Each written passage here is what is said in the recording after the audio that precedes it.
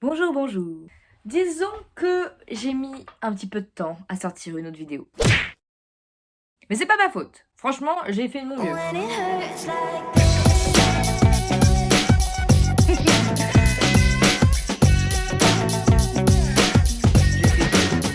J'ai déjà tourné une vidéo 2 fois. Mais les 2 fois ça allait pas. La première parce que j'ai tourné dans le salon et qu'il y avait mes parents, j'étais complètement gênée. Qu'ils puissent m'entendre quand je parle devant une caméra solo, ça m'a stressée et du coup j'avais l'air totalement bizarre. Genre on aurait dit que je passais un entretien d'embauche, mais là vraiment ça rendait super chelou. Du coup je l'ai effacé.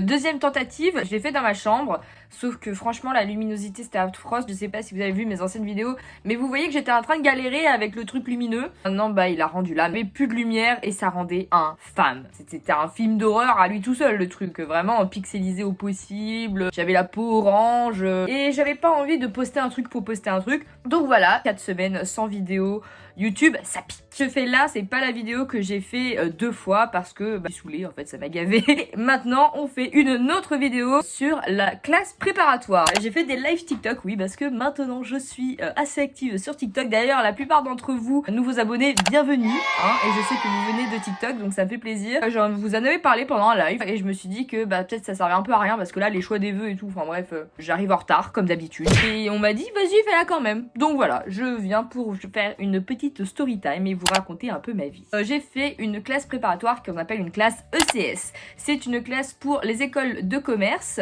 quand t'as fait un bac scientifique. Parce que oui, même si j'ai les cheveux rouges, je n'ai pas fait un bac littéraire.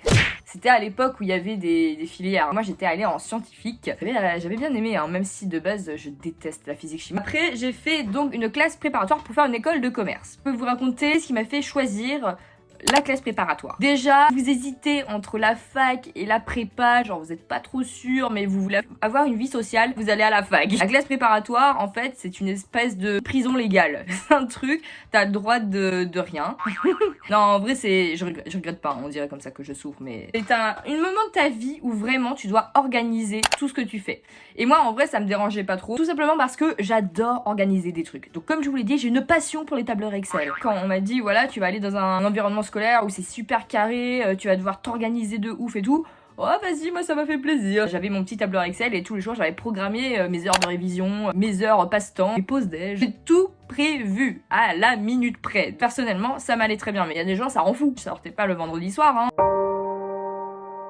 C'est non, le vendredi soir je révisais mon DST du lendemain matin. Moi je suis d'avis que si c'est vos parents qui vous incitent à y aller, je pense que c'est mauvais bail. Parce que toutes les personnes qui ont été en prépa parce qu'on les a obligés, ils ont craqué. Déjà, quand tu veux aller en prépa, tu craques. Mais comment tu fais si déjà de base tu voulais pas y aller? C'est pas possible. Faut être maso. Si vraiment c'est pas votre truc, c'est pas un environnement qui vous plairait et tout, c'est juste vos parents qui vous poussent là-dedans. Pour moi, les écouter archi pas. Voilà, c'est mon ami personnel. Attendez, j'ai reçu un message. Il y a plusieurs alternatives possibles à une obligation à aller en classe préparatoire. J'ai appris qu'il y avait beaucoup d'alternatives, de parcours parallèles. Il y a plusieurs moyens d'accéder aux écoles. Donc la classe préparatoire, il y a plusieurs choix. Soit tu vas en classe prépa très élitiste à Paris même. Enfin ça c'est le choix qui s'est proposé à moi parce que je suis en région parisienne. Soit j'allais en banlieue parisienne. Personnellement, j'ai choisi la banlieue. À Paris, j'avais peur de la pression qu'on pouvait me mettre. Après voilà, j'y suis pas allée. Donc ça se trouve, c'est des idées complètement fausses. Je savais que j'allais me mettre moi-même la pression toute seule et que j'avais pas besoin en plus de la pression des profs. J'avais vu aux portes ouvertes, très important les portes ouvertes. Allez-y pour de vrai. Ça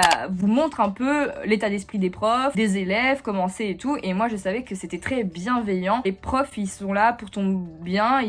Enfin, je dis pas que les autres profs sont là pour ton mal, je dis pas ça, mais vous savez compris le principe. Ensuite, je vais vous raconter quelques anecdotes de comment je l'ai vécu en général. Il faut savoir que je suis très bonne élève. Je veux dire, avant, en primaire, j'étais vraiment la petite fille sage qui fait bien ses devoirs et qui a des bonnes notes. J'étais pas la grosse rebelle, quoi. La petite élève toute sage qu'on oublie. Vous savez, la fille que les profs ne se souviennent pas. J'étais la personne effacée. Vous savez, sur tous les bulletins, il y a marqué doit participer. Parce que je suis sûre, ils savaient même pas mon prénom. Où est-ce que je vais en venir de tous ces trucs-là? Ah oui, à l'origine, j'étais quelqu'un de très sage. Puis, j'ai rencontré des amis qui m'ont fait faire des bêtises. La classe de seconde a eu raison de moi. La période, vous savez, du lycée où, c'est la période des amours. Hein. Concrètement, ça m'a foutu dedans. Hein. La recherche de l'amour a dépassé la recherche de l'inconnu X à cette période-là. Hein. Et j'avais découvert aussi la fête. Si je pouvais mettre un petit truc qui défile en bas, là, attention, ne faut pas écouter les conseils mauvais de Léa. C'est la période où j'ai commencé à faire la fête, à découvrir le monde de la danse et tout ça. T'es arrivé la classe préparatoire, t'as 18 ans et on te dit voilà, bravo, félicitations, t'as 18 ans, maintenant tu restes dans un coin de ta caverne et tu travailles toute la nuit, tu vas pas en soirée. Vendredi soir, tu travailles un DST pour que le samedi matin, tu te lèves et que tu ailles faire des mathématiques pendant que les gens font leur grasse mat complètement bourrés. Ça fait réfléchir. J'ai quand même beaucoup respecté ça parce que j'avais conscience à cet âge-là que ce que je faisais c'était pour moi. Ce que tu apprends pas là, tu l'apprendras pas 2 jours avant le concours. C'est un truc sur la longue durée. J'ai eu la période un petit peu compliquée quand même où il y a toujours un coup de mou en prépa. C'est normal. Il y a toujours un moment où ça va moins bien, surtout la période. Alors la pire, un peu hivernale. Il fait froid, il fait sombre. Tu te lèves très tôt le matin. Tu te couches très tard le soir. Tu ne vois pas la lumière du jour. Et tu passes ta vie à travailler pendant que tes potes, ils sont là en train de faire des Secret Santa. C'était une période très très difficile pour moi. Et en plus, j'étais en couple, il fallait gérer, voir les amis, voir ton copain, travailler, du coup, et dormir. Et un soir, juste arrivé une fois, j'ai craqué et je me suis dit mais j'en ai marre en fait. Et j'ai craqué pour l'anniversaire d'une de mes meilleures potes et je suis sortie. En plus j'avais emmené une autre copine avec moi dans ce délire qui elle était en droit. Et on est sorti faire la fête toute la nuit dans un bus discothèque.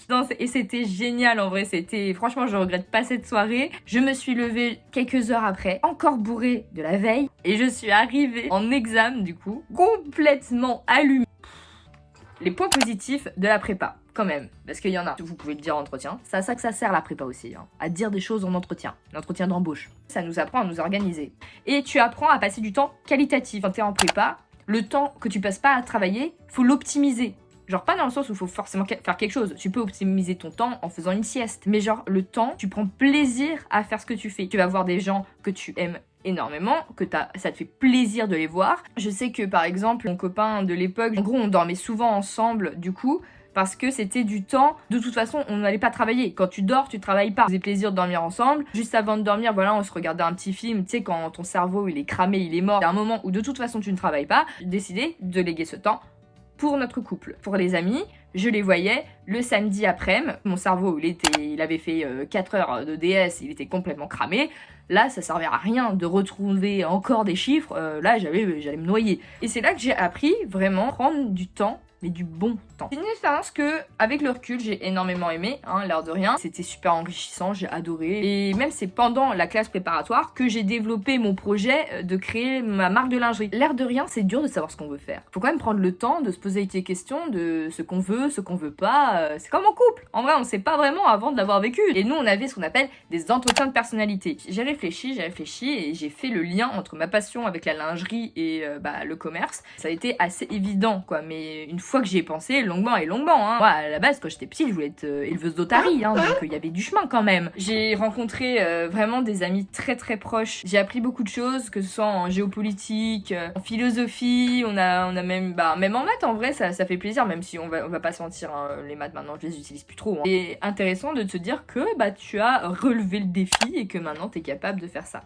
Si vous êtes quelqu'un d'un peu compétitif dans l'âme, que vous voulez absolument apprendre des trucs, franchement, c'est quelque chose qui est fait pour vous et je vous le conseille. Moi, personnellement, j'ai bien aimé la classe prépa. Après, il y a des gens qui ont très très mal vécu, donc ça dépend, chacun son point de vue. Je suis en train de me perdre. Souvent, les questions qu'on me pose, c'est est-ce qu'on peut être en couple et être en prépa? Ça, c'est la grande question qu'on s'était posée avec mon copain de l'époque. Lui, il était en prépa et moi aussi. On avait un petit peu peur parce que, comme je vous l'ai dit, on passe sa vie à bosser. Et nous, pour le coup, je trouve que ça avait assez bien fonctionné. En fait, à partir du moment où t'es avec un compagnon qui sait très bien que c'est pas que tu l'aimes pas, c'est pas que tu veux pas le voir, c'est juste que tu peux pas, ça marche en fait. Parce que juste, il faut une personne qui comprenne la situation où tu es. Et j'ai vu des couples se former en prépa et tout, il y a pas de problème. Pour moi, franchement, c'est pas du tout un frein et au contraire. Après, ce qui est un peu plus compliqué, c'est la rupture. Parce que du coup, si t'as un petit cœur d'artichaut, c'est un peu risqué quoi. Mon téléphone s'est éteint parce que je parle trop, tout simplement. Non, parce que j'ai plus d'espace de stockage. Bref, je pense que c'était un signe pour dire que cette vidéo devait prendre fin. Ça m'a fait très plaisir que vous me suiviez. Avant, on était partis, on était 70. Et là, vous vous êtes 191, donc c'est une petite victoire, hein, c'est chou, ça me fait plaisir.